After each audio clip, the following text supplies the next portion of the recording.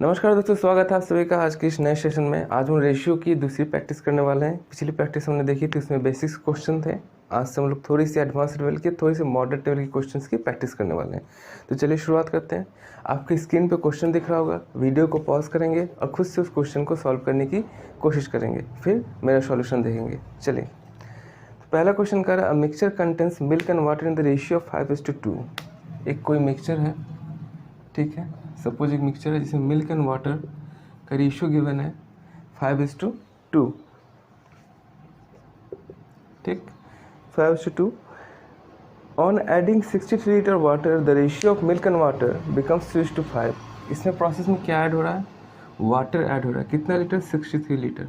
नया रेशियो क्या बन रहा है? नया रेशियो बना है 2:5, ठीक। इतना क्वेश्चन में गिवन था, इतना हमने लिख लिया। अब इसको सॉल्व कैसे करेंगे?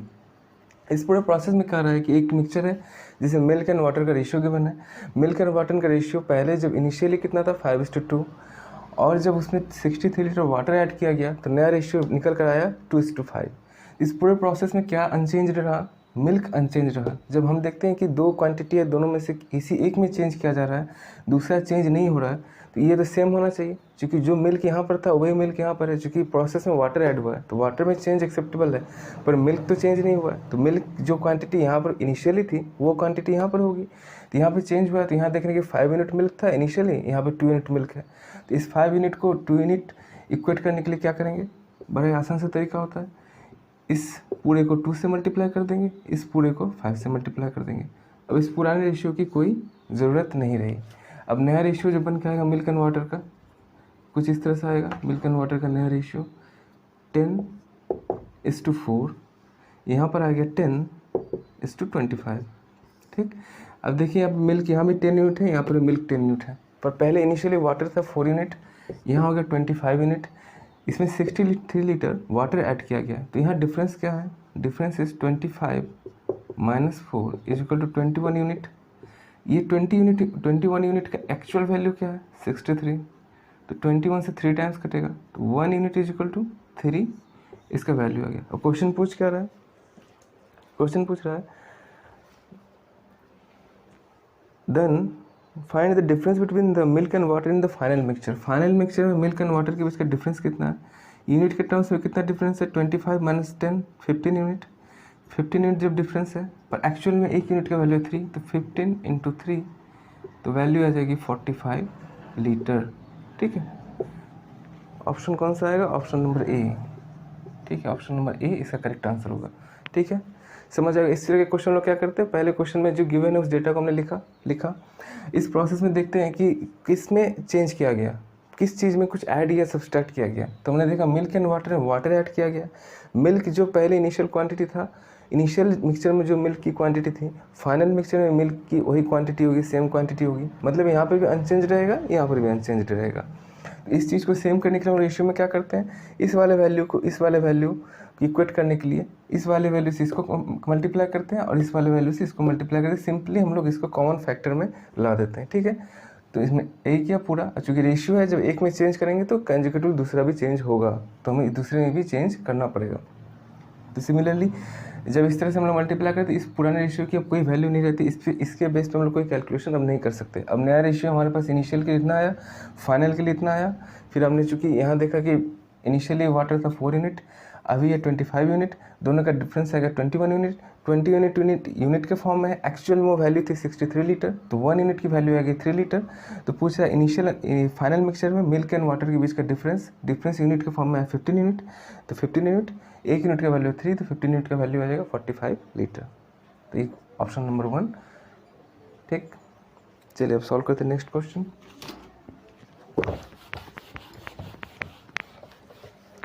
नेक्स्ट क्वेश्चन आपकी स्क्रीन पर आ रहा होगा, उससे वीडियो को पॉज करेंगे, खुद से सॉल्व करेंगे, फिर मेरा सॉल्यूशन देखेंगे।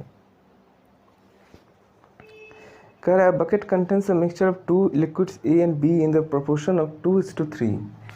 एक कोई बकेट है जिसमें ए मिक्सचर है, बी मिक्सचर है, ठीक है। दोनों के बीच का रेशियो क्या गिवन है? Ratio in the proportion of 2:3। 2:3 के बीच में प्रोपोर्शन मिक्सचर है A and B. If the 40 litre mixture is replaced by 40 litre mixture replace किया, हम जब किसी भी मिक्सचर में कुछ भी रिप्लेस करते हैं तो उनकी रेशियो में कोई चेंज नहीं आता है, ठीक है। अगर यहाँ से 40 लीटर माइनस किया तो ये 40 लीटर भी 2:3 के रेशियो में ही माइनस हुआ होगा, मतलब अभी भी इस मिक्सचर में रेशियो 2:3 है, ठीक है। क्योंकि हम जो 40 लीटर माइनस करेंगे तो 40 लीटर में इस 40 लीटर जब माइनस कर रहे होंगे तो इस 40 लीटर में ए कितना होगा, बी कितना होगा, ठीक है।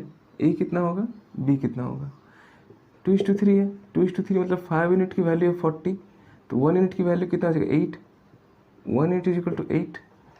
तो ए से माइनस हो जाएगा 16 यूनिट, बी से माइनस हो जाएगा 24 यूनिट, ठीक है। तो जब भी किसी मिक्सचर में कोई चीज़ निकाला जा रहा हो उसके बाद इसके रेशियो में कोई फ़र्क नहीं पड़ता है, ये हमेशा याद रखना। रिमूवल रिप्लेसमेंट में रिमूवल जब हो रहा है, जब रिप्लेसमेंट नहीं हो रहा है, सिर्फ रिमूवल हो रहा है, तो रिमूवल होने से उस मिक्सचर में उसी रेशियो में मिक्सचर बाहर आता है जिस रेशियो में उसमें था, और उसके बाद जो बचेगा, जो लेफ्ट क्वांटिटी रहेगी, उसमें भी वो सेम रेशियो रहेगा, ठीक है।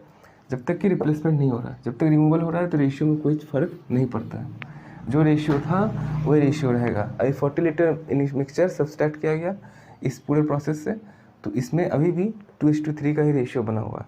अब आगे कह रहा है, and then replaced by 40 litre mixture B, then find the ratio between 40 litre, ये जो 40 लीटर निकाला गया तो ये 40 लीटर टोटल से माइनस हुआ। अब इस 40 लीटर में हमने बी के इसे रिप्लेस कर दिया, ठीक है। बी ऐड हुआ तो नया रेशियो बन गया 1:4, ठीक। देन कह रहा है find the initial quantity of mixture, initial quantity of mixture हमें फाइंड करनी है। फिर से वही करेंगे, इस पूरे प्रोसेस में क्या चेंज हुआ, बी चेंज हुआ, क्या अनचेंज रहा, ए अनचेंज रहा। यहाँ पे देख रहे ए 2 यूनिट है, यहाँ पे ए कितना 1 यूनिट है, तो इक्वल कर देते हैं।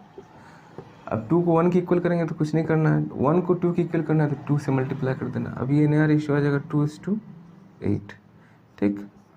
इसमें टोटल में बी कितना ऐड हुआ है, 3 से 8 हुआ तो 5 unit, 8 minus 3 unit, that is equal to 5 unit. 5 unit add हुआ, 5 यूनिट का एक्चुअल वैल्यू है 40 लीटर, तो 1 unit is equal to 8 litre, 1 unit is equal to 8 litre. Then find the initial quantity of mixture. इस जब removal और replacement में initial quantity और final quantity same ही होती है, क्योंकि जो हमने निकाला उतना ही तो ऐड कर दिया, तो क्वांटिटी में तो फ़र्क नहीं पड़ा। इनिशियल क्वांटिटी कितना है, 8 2 10 यूनिट, 10 यूनिट गुना 8 80 लीटर, ठीक है। ये आ गया आपको क्वेश्चन का इनिशियल क्वांटिटी। अगर आपको इससे नहीं करना तो आपको यहाँ पर देखनी पड़ेगी, यहाँ पर कितना करेंगे हम लोग। अगर आपको ये क्वांटिटी चाहिए, ये क्वांटिटी चाहिए, तो ये क्वांटिटी कितना, इस क्वांटिटी से 40 लीटर माइनस किया तब मेरे पास ये क्वांटिटी आया।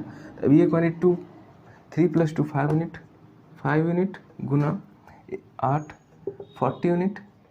ये 40 यूनिट का है जब इसमें से 40 लीटर माइनस किया गया तो 40 लीटर ऐड कर देंगे तो 80 लीटर। रिमूवल और रिप्लेसमेंट में जो इनिशियल क्वांटिटी होती है वही फाइनल क्वांटिटी होती है, ठीक है। क्योंकि कुछ चेंज नहीं होता है, जितना लीटर हम निकाल रहे हैं उतना लीटर तो ऐड कर रहे हैं, तो टोटल क्वांटिटी में कोई फ़र्क नहीं पड़ता है। तो जो इनिशियल क्वांटिटी थी वही फाइनल क्वांटिटी है। ये जो फाइनल क्वांटिटी है ये इसके इक्वल है। या तो आप यहाँ से निकाल लो, यहाँ पर ऐड करके यहाँ 40 लीटर ऐड कर दो इस क्वांटिटी को निकाल कर, या फिर जो फाइनल क्वांटिटी है सिर्फ इसको ऐड करके डायरेक्टली जो फैक्टर आया है एक्चुअल वैल्यू है उस एक्चुअल वैल्यू से मल्टीप्लाई कर दो तो वो क्वांटिटी आ जाएगी। और इसका आंसर हो जाएगा नन, डी, ठीक। क्वेश्चन नंबर 3, इसमें थोड़ा सा समझना पड़ेगा। क्वेश्चन नंबर 3 में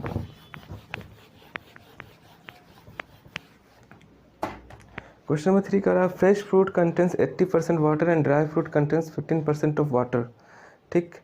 then how much fruit can be obtained. एक तो dry fruit and fresh fruit, इसके बीच का कंसेप्ट समझिए, ठीक है। Dry fruit and fresh fruit के बीच में, ठीक है। ड्राई फ्रूट क्या होता है, सूखा हुआ फल जो सूखा मावा होता है या कुछ भी होता है, और फ्रेश फ्रूट जो जस्ट पेड़ से तोड़ कर लाया होता है जो फ्रेश रहता है। तो डेफिनेटली ड्राई फ्रूट और फ्रेश फ्रूट में कॉमन चीज़ क्या होता है, पल्प।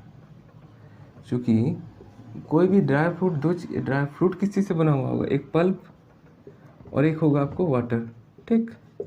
वाटर एंड पल्प, ठीक है। दो चीज़ से मिलकर पल्प मतलब जो सॉलिड पार्ट रहता है। तो फ्रेश फ्रूट में जो पल्प रहता है और वाटर रहता है, जब ये ड्राई फ्रूट में बन रहा होता है, फ्रेश से ड्राई बन रहा होता है, तो ड्राई करने के लिए क्या करते हैं, वाटर को रिड्यूस करते हैं, वाटर को घटा देते हैं, तो वाटर जितना कम होगा उतना ड्राई फ्रूट होगा। तो ठीक है, तो पर इस पूरे प्रोसेस में जो फ्रेश फ्रूट में जो पल्प रहता है वो पल्प उतना ही पल्प ना ड्राई फ्रूट में रहेगा, पल्प में तो कोई चेंज नहीं आएगा, क्योंकि पल्प जो है अल्टीमेटली जो भी चेंज आता है वो वाटर में चेंज आता है। वाटर को घटा देते हैं, फ्रूट ड्राई होता चला जाता है, वाटर को बढ़ा देंगे तो फ्रेश हो जाएगा।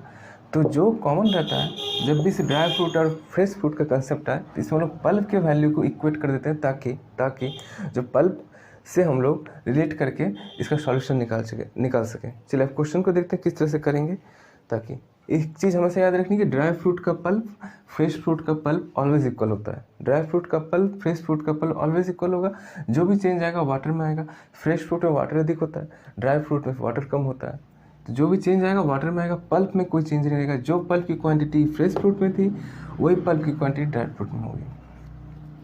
अब क्वेश्चन पे इस चीज़ को कैसे अप्लाई करेंगे। अब क्वेश्चन कर रहा है फ्रेश फ्रूट कंटेन 80% वाटर। अब फ्रेश फ्रूट है, फ्रेश फ्रूट, ठीक है, फ्रेश फ्रूट में पल्प है एंड वाटर है, ठीक है, लिख लेते हैं fresh fruit water and pulp, dry fruit water and pulp, ठीक। क्या कर रहा है, अब fresh fruit contains 80% water, 80% water है, तो टोटल 100% होता है, 80% वाटर तो 20% पल्प होगा, ठीक। रेशियो भी ले लेते हैं, रेशियो हो जाएगा 4:1, 4:1 and dry fruit contains 15% of water, dry fruit में 15% वाटर आ गया, तो 100 में से 15 गया, 85% पल्प हो गया। रेशियो लेंगे 5 से करा 3 टाइम्स, 5 से करा 17 टाइम्स, ठीक है, 5 3 टाइम्स 5 17 टाइम्स, तो इसमें ये रेशियो आ गया। अब क्वेश्चन क्या कर रहा है, how much dry fruit can be obtained from out of 68 kg fresh fruit, 68 kg fresh fruit. तो मैंने क्या कहा था, 68 kg ऑफ फ्रेश फ्रूट, इसका जो पल्प है, इसका जो पल्प है दोनों एक दूसरे के इक्वल होगा। तो मतलब कह रहा है कि 68 kg ऑफ फ्रेश फ्रूट का जो 68 kg है इसमें पल्प कितना है, 1 आउट ऑफ 1/5, पता है रेशियो में, क्योंकि टोटल में से टोटल 1 है तो टोटल 5 है, तो 5 1/5 ये इक्वल होगा। ड्राई फ्रूट को डी मान लेते हैं, ड्राई फ्रूट के 17/3 इन दोनों के इक्वल होगा। मैंने क्या कहा कि इसका जो पल्प का वैल्यू है फ्रेश फ्रूट का वो इक्वल होगा ड्राई फ्रूट के पल्प का। फ्रेश फ्रूट में पल्प कितना है, 1 आउट ऑफ 5, क्वांटिटी गिवन है क्वेश्चन में 68 kg वाटर, और ड्राई फ्रूट में क्या है, ड्राई फ्रूट में मैंने माना डी kg ड्राई फ्रूट है, और इसमें पल्प की value 17 out of 17 + 3 20 kg। Solve करते हैं, 17 से कटा 4 टाइम्स कटा, तो डी की वैल्यू आ जाएगी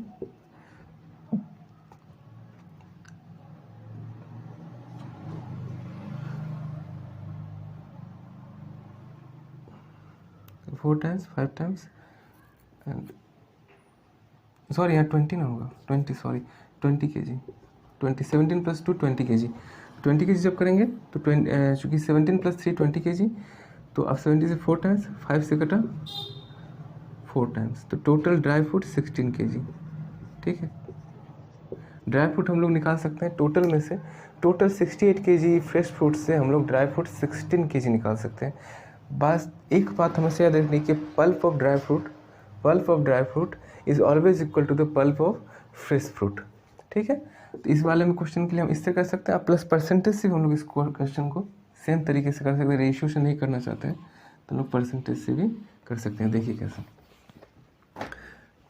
68 kg फ्रेश फ्रूट था, 68 kg का 20% is equal to D kg of dry fruit का पल्प कितना, 85%। 100 कैंसिल आउट हो गया, ये 17 टाइम्स 5 से, ये 5 से कटा 4 टाइम्स, 4 से कट गया 17 से कटा 4 टाइम्स, तो ड्राई फ्रूट की वैल्यू आ जाएगी 16 kg। दोनों तरीके से आप लोग कर सकते हैं। बस एक ही बात याद रखें इस तरह क्वेश्चन में कि पल्प सेम होता है, दोनों का पल्प सेम कर दीजिए, जो भी रेशियो में गिवन हो, परसेंटेज में गिवन हो, चाहे जो भी हो, उस पल्प सेम कर दीजिए, वैल्यू निकल कर आ जाएगी। इसका आंसर हो जाएगा आपके पास ऑप्शन नंबर बी 16 kg। ठीक है, चलिए क्वेश्चन, नेक्स्ट क्वेश्चन देखते हैं।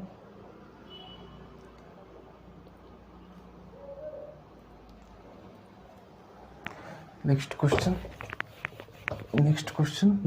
है an amount of 675 is divided in ABC if each of them had received 25 less than share would have been इतना रेशियो ऑफ इतना इतना इतना। ठीक है, कहा है कि 675 रुपये हमें डिवाइड करनी है किसके बीच में, ए बी एंड सी के बीच में। ठीक है, ए बी सी के बीच में 675 को डिवाइड करना है, पर वो डिवीजन का रेशियो में गिवन नहीं। रेशियो कब का गिवन है, जब 25 रुपीज़ हर एक के वैल्यू से 25 माइनस कर दे, 25 माइनस कर दे, 25 माइनस कर दे, तो हमारे पास तब जो रेशियो बन के आता है, तब रेशियो आता है 1:2:3। तो इस तरह क्वेश्चन लोग कैसे करते हैं, जब 25 ए के वैल्यू से घटाया गया, 25 बी के वैल्यू से माइनस किया गया, 25 सी के वैल्यू से माइनस किया गया, टोटल कितना का चेंज है, टोटल 75 का चेंज है, टोटल 75, चूँकि 25 25 25 75। तो जब रेशियो गिवन है, जब रेशियो उस प्रोसेस का गिवन है कितना, 1:2:3, 1:2:3 कब का, जब इसमें से 75 माइनस कर देंगे, तो 75 माइनस करेंगे तो ये वैल्यू इक्वल हो जाएगी इसके 600 के। अब क्वेश्चन क्या पूछा, then find the how much money received by C. अभी सी कितना रिसीव कर रहा है, 3 3 2 5 1 6 ऑफ 600, तो अभी मिल रहा है किसी इतना 100, सी को 300। ये आंसर है, बिल्कुल नहीं है। ये रेशियो कब का गिवन है, ये रेशियो गिवन है जब 25 हर एक के वैल्यू से घटाया गया है, तो डेफिनेटली सी के वैल्यू से 25 माइनस किया गया होगा, तो सी के वैल्यू में 25 जोड़ दीजिए, 325, ये वैल्यू होगी सी की, ये आ गया सी का शेयर। इसका आंसर हो जाएगा ऑप्शन नंबर ए, इसका आंसर। इस तरह क्वेश्चन लोग कहते हैं कि जब एक किसी में माइनस किया जाए सभी के शेयर से, उसके बाद का रेशियो गिवन है, तो हम लोग टोटल ऐड कर लेते कितना माइनस किया गया, माइनस करने के बाद उस वैल्यू से हम लोग माइनस कर देते जो टोटल वैल्यू रहती है। टोटल वैल्यू हमने माइनस किया, जैसे 25 ए के वैल्यू से माइनस किया गया, 25 बी के वैल्यू से माइनस किया गया, 25 सी के वैल्यू से माइनस किया गया, टोटल ओवरऑल में कितना चेंज किया गया, ओवरऑल में 75 चेंज किया गया। जब 75 हम लोग 600 से माइनस करेंगे तो हमारे पास वैल्यू आ जाएगी 600।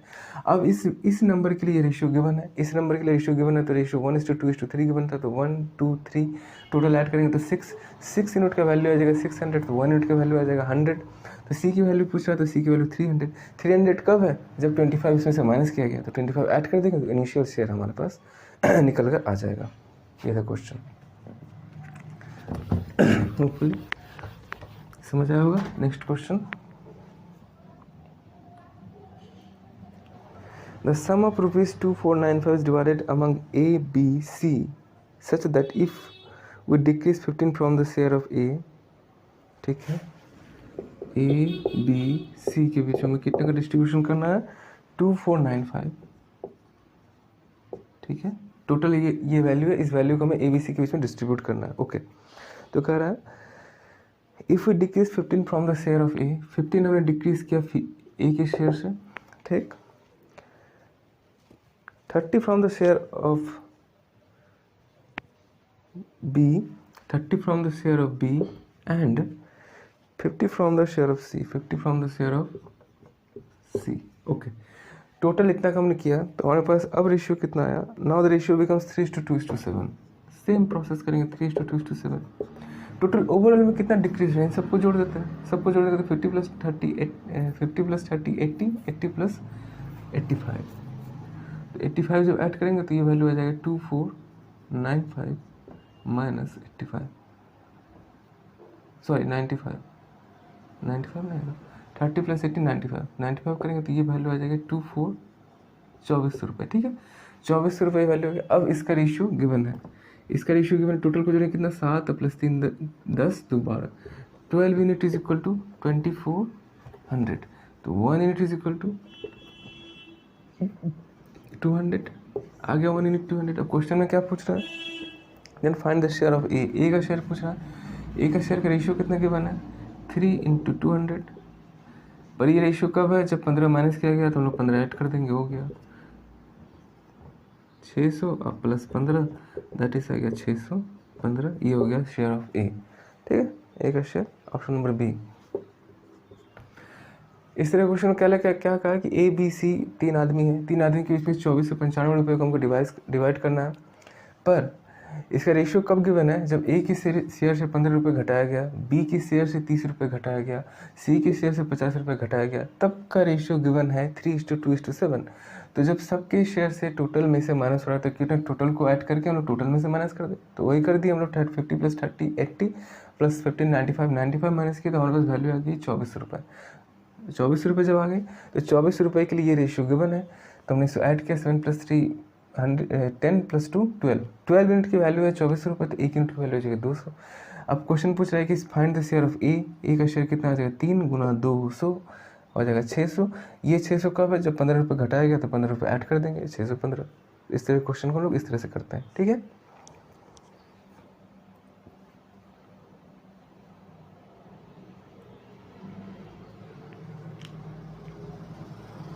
चलिए एक नया टाइप का क्वेश्चन है, सेम टाइप के हम 2 क्वेश्चन कर लिए। क्वेश्चन का number of employees in a company reduced by number of employees, ठीक है। Number of employees reduced by 3:2 and the salary of each employ increase by इतना सैलरी, ठीक है। सैलरी पहले नंबर ऑफ एम्प्लॉय कितना था? नंबर ऑफ एम्प्लॉय को 3 से किया गया 2, ठीक है, रेशियो में चेंज है, 3 से 2 किया गया, ठीक। तो सैलरी कितना हो गया? सैलरी 4 से 5 हो गया। पहले 4 रुपये खर्च हो रहा था, अब 5 रुपये खर्च हो रहा था, ठीक है, ये रेशियो आ गया। Number of employees into salary total expenditure आता है, पता है ना। जैसे मेरे पास 10 आदमी है, ठीक है, सबको मैं 100 रुपये दे रहा हूँ, तो टोटल मुझे एक्सपेंडिचर निकालना हो तो क्या करूँगा? मैं दोनों को मल्टीप्लाई कर दूंगा। अगर मेरे पास नंबर ऑफ मैन 2 हैं और मैं हर एक मैन को 100 रुपये पे कर रहा हूँ सैलरी, तो टोटल मेरे पास एक्सपेंडिचर कितना है? 10 × 100 1000 रुपये, ठीक है। वही सेम कंसिडरेशन में क्यों है? Number of employees into salary is equal to total expenditure, number of salary into number of employee into salary is equal to total expenditure, ठीक है। तो सेम कंसेप्ट को लोग यहाँ भी अप्लाई करेंगे। तो किस तरह से करेंगे? जैसे 3 × 4 केस 1, दूसरा केस था कितना? 2 × 5। पहले केस में कितना खर्च आ रहा था? 12 रुपये, रेशियो में क्या बना? दूसरे केस में कितना खर्च आ रहा था? 10 रुपये, ठीक है। क्योंकि एम्प्लॉय घट गया तो डेफिनेटली खर्च घट जाएगा। इस पूरे प्रोसेस में कह रहा है कि वो इस पूरे प्रोसेस में जो कमी आया तो वो कंपनी सेव कर रहा है, जो रेशियो के टर्म में कर रहा है वो 2 यूनिट कर रहा है, पर एक्चुअल में वो 12,000 रुपये कर रहा है, ठीक है। 1 यूनिट की वैल्यू आ जाएगी 6,000 यहाँ से, ठीक। अब क्वेश्चन पूछ रहा है then find the initial expenditure of the company. Initial expenditure कितना था मेरे पास? 3 × 4 जो ये है 12, तो 12। तो इनिशियल एक्सपेंडिचर कितना आ जाएगा? 1 यूनिट 6,000, 12 × 6,000, तो टोटल आ जाएगा 72,000, ठीक है। Option number A. तो इस क्वेश्चन को हमने क्या किया? Number of employee into the number of employee into salary is equal to total expenditure. तो पहले केस में 3 एम्प्लॉय था, सैलरी था 4 रुपये। दूसरे केस में कितना? 2 एम्प्लॉय था, सैलरी था 5 रुपये। तो पहले केस में कितना खर्च हो रहा था? 3 × 4 12 रुपये। 12 रुपये मतलब यूनिट के फॉर्म में है, ठीक है, रेशियो के बने तो यूनिट के फॉर्म में है। दूसरे केस में कितना हो गया? 5 × 2 10 यूनिट खर्च आ रहा था। इस टोटल जो 12 रुपये से खर्च घट के 10 रुपये हो गया, तो इस पूरे प्रोसेस में 2 यूनिट की कमी आई। 2 यूनिट की जो कमी आई उसकी एक्चुअल वैल्यू है 12,000 रुपये। तो 12,000 रुपये तो 1 unit is equal to 6,000 rupees. तो 6,000 इंटू पूछा इनिशियल एक्सपेंडिचर जो पहले खर्च हो रहा था, तो 12 × 6 72,000 रुपये, ठीक।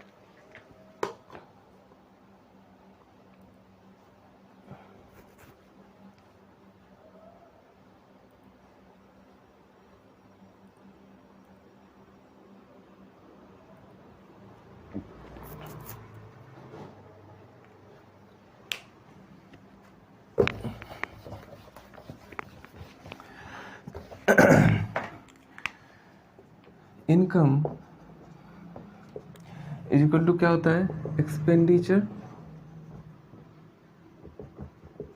प्लस सेविंग्स, मतलब आय इज इक्वल टू होता है खर्च प्लस बचत, ठीक है। जब भी इस तरह के एक्सप्रेशन आए तो इसमें हम लोग इस तरह के क्वेश्चन में हम लोग कुछ तरह एक मेथड होती है क्रॉस मल्टीप्लाई मेथड, उस तरह के क्वेश्चन हम इस तरह क्वेश्चन कर सकते हैं। तो जिस तरह का अगला क्वेश्चन है, देख रहे हैं कि annual income of Amit and Veeru, 2 व्यक्ति हैं, अमित एंड वीरू, ठीक है, दो व्यक्ति Amit and Veeru are in their incomes in the ratio of, उनकी इनकम का जो रेशियो गिवन है वो कितना है 3:2। अमित एंड वीरू की इनकम का ratio 3:2, while the ratio of their expenditure is 5:3, 5:3, ठीक है, उनकी इनकम का एक्सपेंडिचर 5:3। और सेविंग्स, जब देख रहे हैं कि ये तीनों एक दूसरे से, चूंकि का income is equal to what, expenditure plus savings, तो अब इस तरह क्वेश्चन में आए, इस तरह क्रॉस मल्टीप्लिकेशन मेथड हम लोग सीख लेते हैं आज, इसी क्वेश्चन के थ्रू सीख लेंगे। And end of the year each saves 1000 rupees, 1000 rupees, दोनों ही 1000 रुपये की बचत करते हैं। तो इस तरह क्वेश्चन को हम लोग करने का दो तरीका होता है, एक पहले बेसिक तरीका, एक होता है क्रॉस मल्टीप्लाई। पहले क्रॉस मल्टीप्लिकेशन करते फिर बेसिक में आपको दिखा देता हूँ किस तरह से करेंगे। क्रॉस मल्टीप्लाई में क्या करते हैं, इस वाले वैल्यू को इससे मल्टीप्लाई करते हैं, इस वाले वैल्यू को इससे मल्टीप्लाई करते हैं, फिर दोनों का डिफरेंस लेते हैं। डिफरेंस 3 9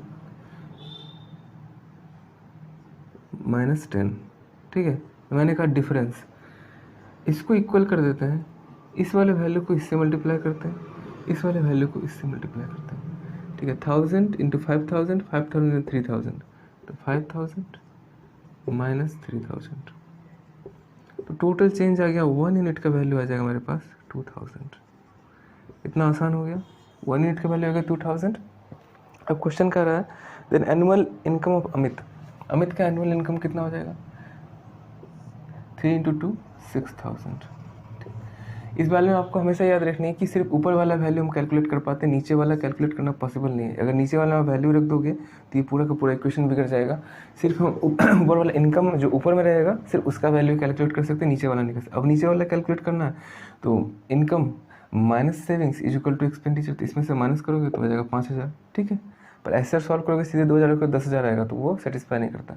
बेसिकली हमें क्रॉस मल्टीप्लिकेशन मेथड सीखनी थी। इस तरह का जो एक्सप्रेशन आता है इनकम एक्सपेंडिचर का या चेंज का, जहाँ पे दो डिफरेंट वैल्यूज़ का रेशियो गिवन हो और प्लस उनका एक थर्ड रिलेशन भी गिवन हो, तो इसमें हम लोग क्या करते हैं, इन दोनों रेशियो को रखा और नीचे हमने इसकी इक्वेट किया। इस वाले वैल्यू को हम इससे मल्टीप्लाई कर देते हैं, इस वाले वैल्यू को इससे मल्टीप्लाई करते हैं, फिर दोनों का डिफरेंस लेते हैं, पॉजिटिव डिफरेंस।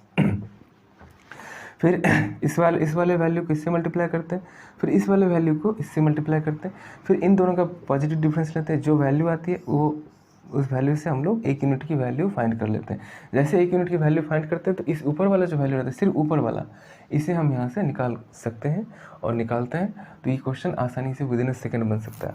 इसका जो क्लासिकल मेथड है वो भी देख लेते हैं कैसे होता है।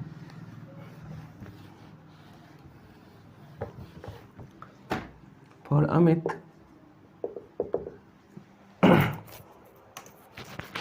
अमित का मान लेते हैं, क्या कहते हैं, इनकम से अमित का इनकम मान लेते हैं 3x इनकम। वीरू का मान लेते हैं कितना income 2x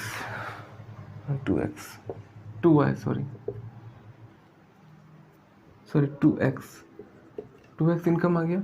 and expenditure Amit का एक्सपेंडिचर कितना है, रेशियो की बना 5y, चूँकि एक वेरिएबल हम एक रेशियो में ले चुके हैं, सेम वेरिएबल हम दूसरे रेशियो में यूज नहीं कर सकते।